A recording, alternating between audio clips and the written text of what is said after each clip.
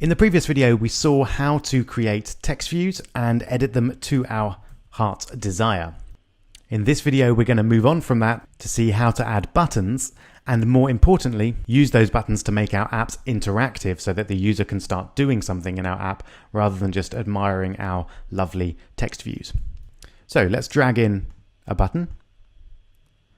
I'm going to go for one that's centered and a little bit underneath my great app text view. So you can see we've got that default Android style there. If you've got the button selected, you'll be able to do all the standard customizing, like setting the alpha, changing the background, etc., just like we did with text views. But I'm actually going to ignore all of that this time and go straight to this new property called the onClick property. And what this does is it allows us to do something when this button is clicked. And all we have to type in here is the name of the chunk of code, also known as a function or method, we want to run when this button is clicked. So I'm going to call it click function, like that. And you'll notice that I've used something called camel case there. So we've got a lowercase everywhere apart from this F for function. And this is our standard way of defining functions and indeed variable names as well, to use lowercase everywhere except for the first letter of the second, and if there was a third, fourth, fifth word. And it just makes it quite readable without putting in spaces or hyphens or anything nasty like that. So press enter to keep that. So now I know that when this button is clicked, the click function will be run. What I haven't done yet, of course, is write the actual code for click function. And that's what we're going to do now. So go back over to the Java folder and then the top option, neither of the test ones, and double click on main activity. So we saw this first a couple of videos ago. Just to remind you, it's got the package name at the top and then a couple of default classes here. Don't worry too much about me using the word class. Think of it for now just as a chunk of code. We'll be looking at much more detail of what a class is in the next section. So we've got our two classes there for compatibility and to interact with the operating system itself.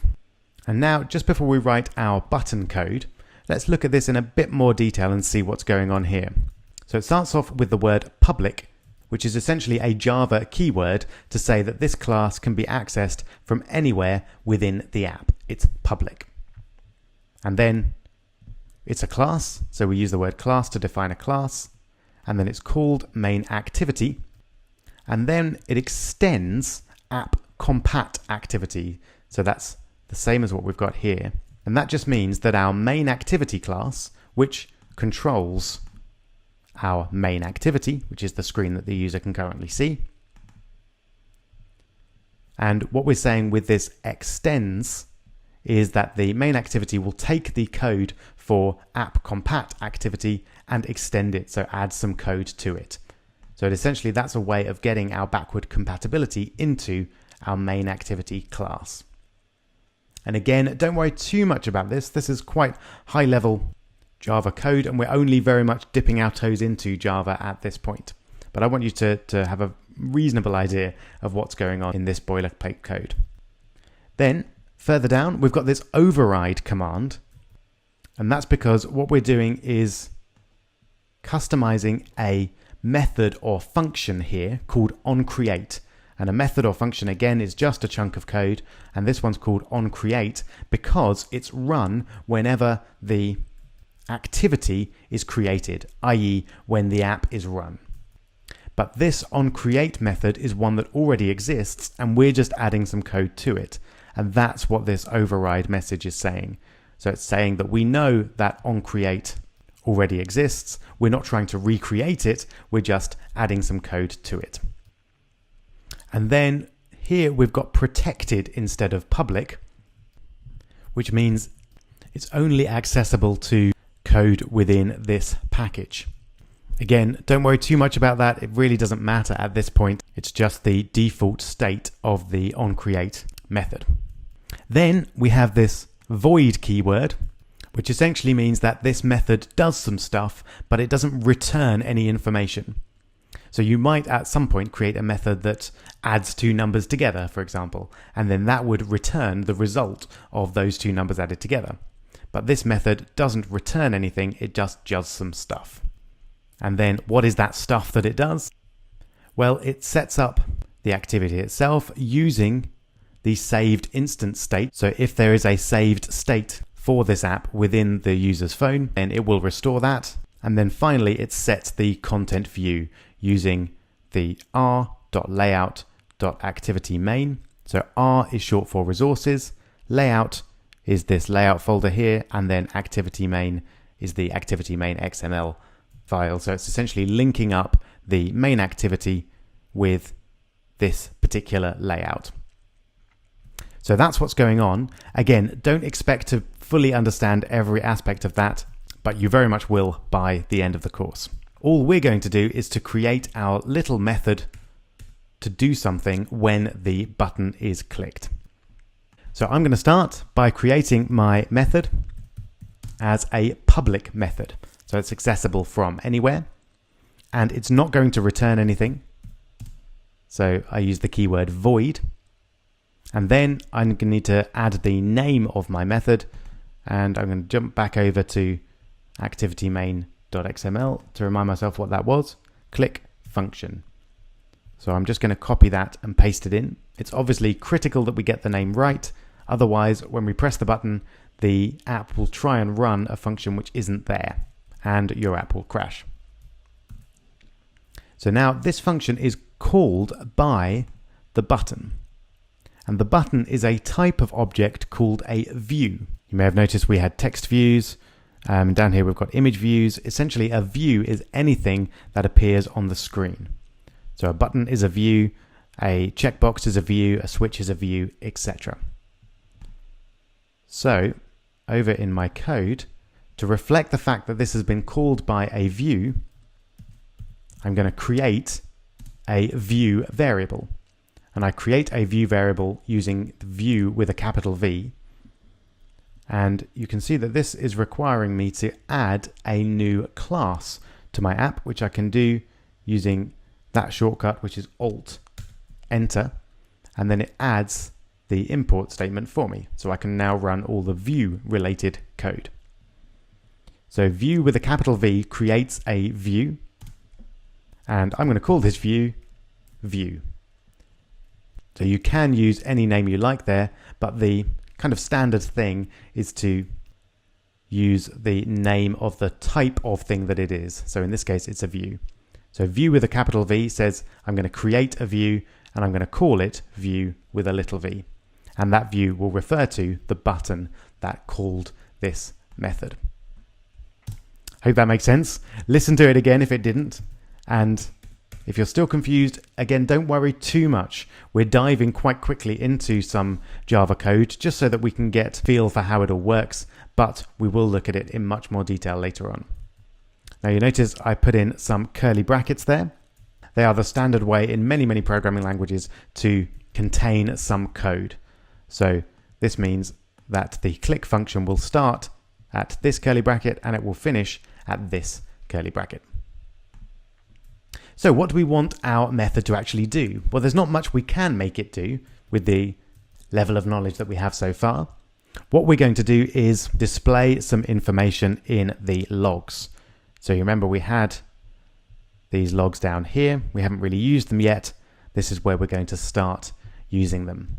So to put a bit of information in the logs, we use log with a capital L, dot, and then we've got a couple of different letters that we can use. So log.d, e, I, v, w, etc. And therefore different types of logs. So warnings, errors, etc. We've just got some information. So I'm going to use log.i.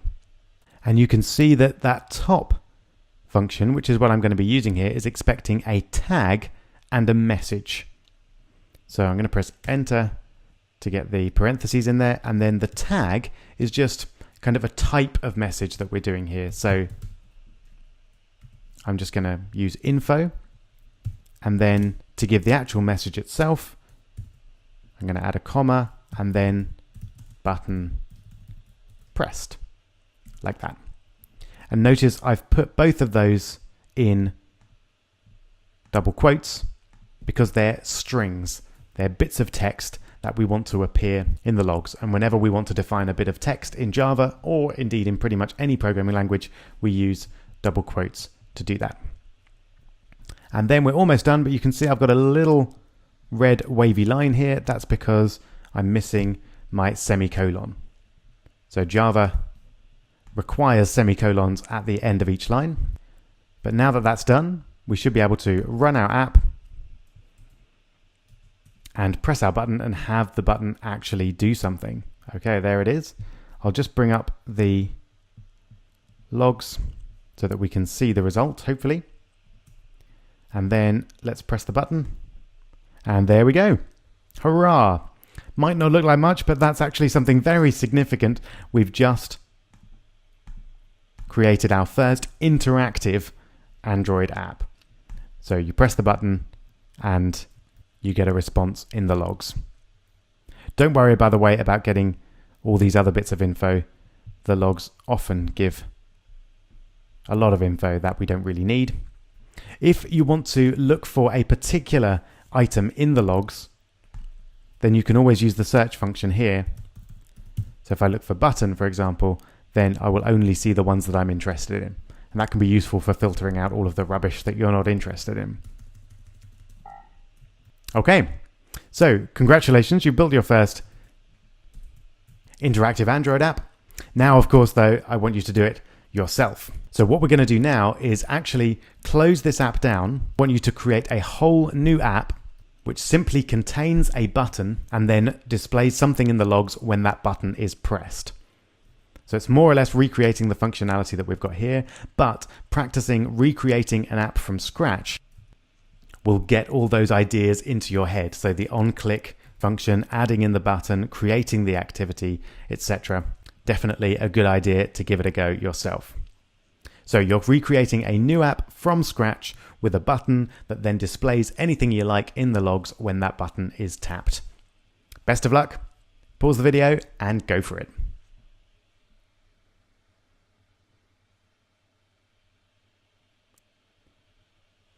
Okay, I hope you managed that. Here I go. So I'm going to close down the existing project. And then I'm going to start a new Android Studio project. And I'm just going to go through the process much as we did before.